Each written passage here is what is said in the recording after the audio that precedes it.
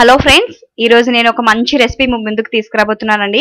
అదే కాకరకాయ అండి. చూస్తే చాలా చేదుగా మనకు అనిపిస్తుంది కదా, కానీ ఈ స్టఫ్డ్ కాకరకాయ కారం చాలా టేస్టీగా ఉంటుందండి. ఒక్కసారి చేశారంటే వదలరు. తినని వాళ్ళు కూడా కాకరకాయ తింటారండి, అంత ఇష్టంగా ఉంటుంది, ఇష్టంగా తింటారు. చాలా బాగుంటుంది. ఇది ఇప్పుడు ఎలా ప్రిపేర్ చేసుకోవాలో తెలుసుకుందాం. ముందుగా పావు కాకరకాయ తీసుకున్నానండి.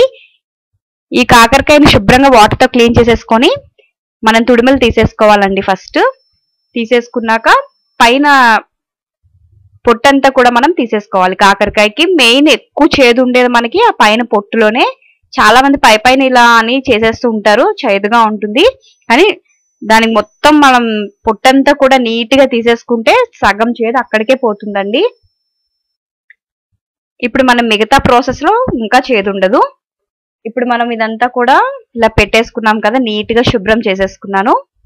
ఇప్పుడు దీనికి ఒక నైఫ్ తీసుకొని మధ్యలో ఘాటు పెట్టుకోవాలండి. స్ట్రైట్ గా ఒక ఘాటు పెట్టుకొని లోపల మనకి గింజలు అవి ఉంటాయి కదా, అవన్నీ కూడా మనం బయటకు తీసేసుకోవాలి.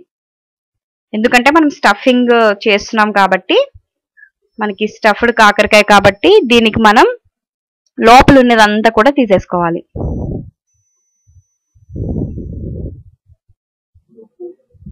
ఇది ఒకదాని తర్వాత ఒకటి అన్ని ఈ విధంగా తీసేసుకోవాలండి.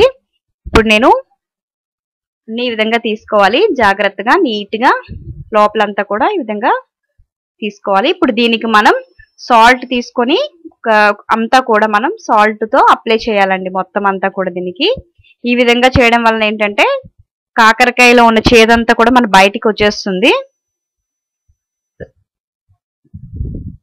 ఈ పైన అంతా కూడా కాకరకాయకి ఈ విధంగా పట్టించాలి సాల్ట్ మొత్తం కూడా. అన్నిటికీ నేను ఈ విధంగా పట్టించేసానండి. ఇప్పుడు తర్వాత ప్రాసెస్ మనకి ఒక పాన్ తీసుకొని ఒక 2 టేబుల్ స్పూన్ ఆయిల్ వేసుకోవాలి. మనకి ఫ్రై కాబట్టి కొద్దిగా ఎక్కువ వేసుకోవచ్చు ఆయిల్. ఇప్పుడు మనం ఆల్రెడీ సాల్ట్ రాసి పెట్టుకున్న ఈ కాకరకాయని మనం ఇందులో వేసి మరి ఎక్కువ ఫ్రై కాకుండా లైట్ బ్రౌన్ కలర్ వచ్చే వరకు వీటిని మనం ఫ్రై చేయాలండి.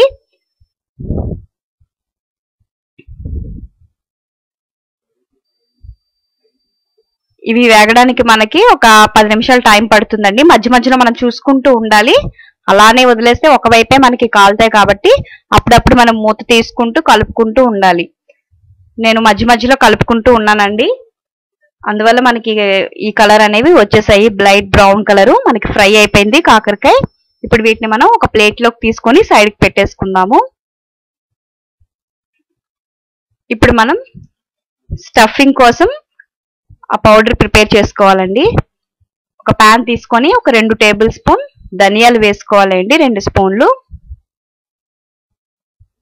ఇప్పుడు 1 స్పూన్ జీలకర్ర వేసుకోవాలి.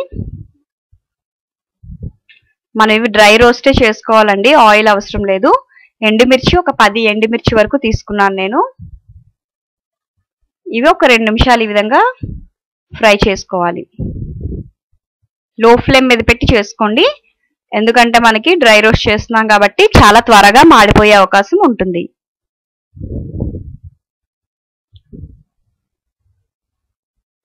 ఇప్పుడు మనం దీనిలో వెల్లుల్లి అండి, ఇవి నేను ఒక 12 వరకు తీసుకున్నాను. వెల్లుల్లి పైన పొట్టు తీసేసి, ఇవి మెయిన్ అండి. ఈ వెల్లుల్లి వేయడం మరీ టేస్ట్ వస్తుంది.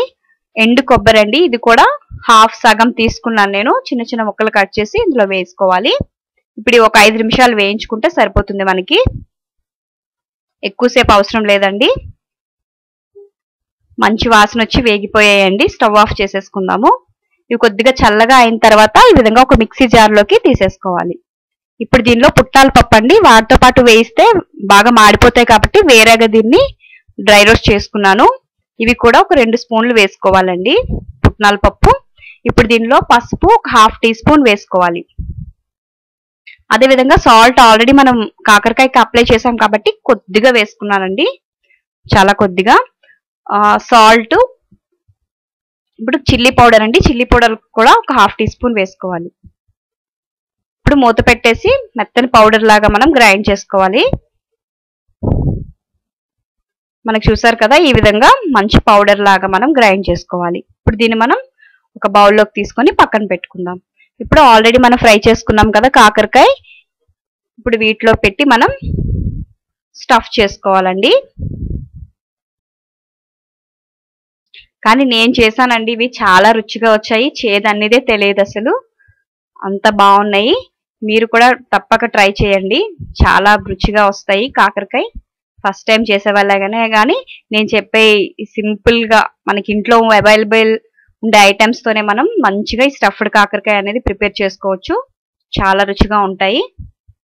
ఇప్పుడు అన్నీ కూడా ఇలా స్టఫింగ్ చేసేసుకొని మనం ఆల్రెడీ ముందు వేయించుకున్నాం కదా, అందులో నేను కొద్దిగా ఆయిల్ యాడ్ చేసుకొని మెల్లగా లో ఫ్లేమ్ మీద పెట్టి ఒక 15 నిమిషాలు వీటిని ఫ్రై చేసుకోవాలండి. అంటే మనకి బాగా కొంచెం బ్రౌన్ గోల్డెన్ కలర్ వచ్చే వరకు వీటిని మనం ఫ్రై చేసుకోవాలన్నమాట. ఇప్పుడు నేను వీటిని మూత పెట్టేసి మధ్య మధ్యలో కలుపుకోవాలండి మనం, ఎందుకంటే ఒకటే సైడ్ ఉండిపోతాయి కాబట్టి మనం అన్ని వైపులా కూడా వీటిని బాగా కాలనీయాలి. నేనైతే అన్ని వైపులా దీన్ని బాగా రోస్ట్ చేశానండి. మంచిగా మనకి కరకరలాడుతూ చాలా బాగా వచ్చాయి నాకైతే. ఇప్పుడు మనకి రెడీ అయిపోయిందండి. స్టవ్ ఆఫ్ చేసేసి ఒక సర్వింగ్ ప్లేట్లోకి తీసుకొని సర్వ్ చేసుకోవడమే. వేడి వేడి పప్పుచారు అన్నంతో కానీ మామూలు రసంతో కానీ తింటే చాలా టేస్టీగా ఉంటుంది. ఉట్టిగా కూడా తినొచ్చు, అంత బాగుంది ఈ కాకరకాయ. ఒక్కసారి చేశారంటే మళ్ళీ మళ్ళీ చేస్తారు. ఇంకెందుకు ఆలస్యం, మీరు కూడా తప్పక ట్రై చేసి ఎలా వచ్చిందో నాకు కమెంట్ చేయండి.